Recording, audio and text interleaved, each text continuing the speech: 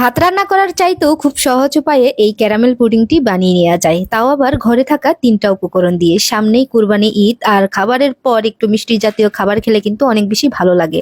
আমি চেষ্টা করি ঈদের দিন একটু ভিন্ন রকমের কোনো কিছু রাখার। এরকম একটা পুডিং বানালে কলিজা ঠান্ডা হয়ে যাবে, যেহেতু এখন গরম বেশি, এই জন্য কিন্তু কলিজা ঠান্ডা হওয়ার মতো একটা রেসিপি রাখবেন। খাবারের পর 1 পিস খেলেই মন প্রাণ কলিজা ঠান্ডা হয়ে যাবে। হাফ কেজি গরুর দুধ আমি জাল করে নেব, 3টা বলক উঠলেই আমি নামিয়ে এক সাইডে রেখে দেব। এখন দিয়ে দিচ্ছি এখানে চিনি। আমি এখানে 1/4 কাপ চিনি দিয়েছি, মানে হচ্ছে 1 কাপের 4 ভাগের 1 ভাগ দিয়েছি। চিনিটাকে আবার ক্যারামেল বানিয়ে নেব, আর চুলার আঁচটা কিন্তু মিডিয়ামে রাখতে হবে, তা না হলে ক্যারামেলটা পুড়ে যেতে পারে আর পুডিংটা খেতে কিন্তু সেরকম একটা ভালো লাগবে না। আমি এখানে কোনো রকমের পানি দেইনি, শুধু চিনিটা দিয়ে গলিয়ে নিয়েছি। তো সুন্দর একটা কালার আসলে এবার হচ্ছে আমি ঢেলে দিব এই বাটিতে। তো আপনারা যে বাটিতে সেট করবেন ওই বাটিতে সুন্দর মতো ঘুরিয়ে ঘুরিয়ে নেবেন। তারপরে দিয়ে দিচ্ছি ডিম। আমি আজকে 3টা ডিম দিয়ে পুডিংটা বানাবো। তারপরে দিয়ে দিচ্ছি এখানে 3 টেবিল চামচের মতো চিনি, আর দিয়ে দিব সামান্য পরিমাণের লবণ। চিনিটা কিন্তু বাড়িয়ে কমিয়ে দিতে পারেন, আমি চেষ্টা করি চিনিটা একটু কমিয়ে খাওয়ার। এখন দিয়ে দিচ্ছি লেবু রস।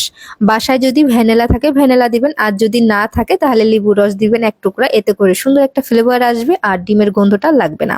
সবার বাসায় কিন্তু ভ্যানিলাটা অ্যাভেলেবেল থাকে না। এই পুডিংটি যে কেউ বানিয়ে নিতে পারবেন, যারা গ্রাম থেকে দেখছেন তারাও কিন্তু বানিয়ে নিতে পারবেন। শুধুমাত্র দুধ, ডিম, চিনি, এই 3টা, আর যদি একটু লেবু রস দেন তাহলে কিন্তু ডিমের গন্ধটা লাগে না।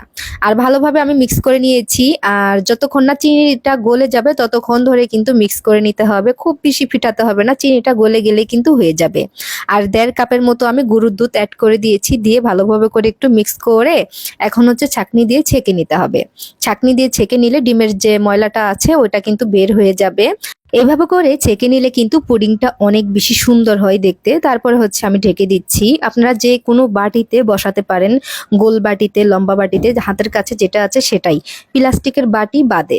তো এখন হচ্ছে পানির ভাপে ভাপ দিয়ে নিতে হবে। যদি ঢাকনা ছিদ্র থাকে ওইটা বন্ধ করে দিতে হবে। আর এখানে আমার সময় লেগেছিল 20 মিনিট। চুলার আঁচটা মাঝামাঝি রেখে আমি ভাপ দিয়ে নিয়েছি। এবার একটা কাঠি দিয়ে চেক করে দেখলাম যে ঠিকঠাক আছে কিনা। দেখলাম যে ঠিকই আছে। তারপর নামিয়ে একটু ঠান্ডা করে ডিপ ফ্রিজে রেখে দিয়েছিলাম আধা ঘন্টার জন্য। আধা ঘন্টা পর এটাকে নামিয়ে নিয়েছি। দেখেন দেখতে এত বেশি সুন্দর লাগছে, আর কালারটাও মাশাআল্লাহ অসাধারণ এসেছে।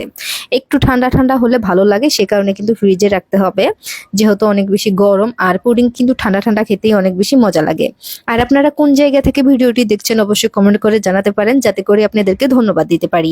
ইউটিউব থেকে দেখলে আমার চ্যানেলটি সাবস্ক্রাইব করে রাখবেন, যাতে করে সবার আগে আমার ভিডিওটি পেয়ে যান। আর এইভাবে করে কিন্তু অবশ্যই পুডিংটা বানাবেন। মেহমান আসলে এভাবে একটা পুডিং বানাবেন, খাবারের পর খেতে অনেক বেশি মজা লাগে। সবাই অনেক ভালো থাকবেন, সুস্থ থাকবেন। আজকের মতো এখানে বিদায় নিচ্ছি। আল্লাহ হাফেজ।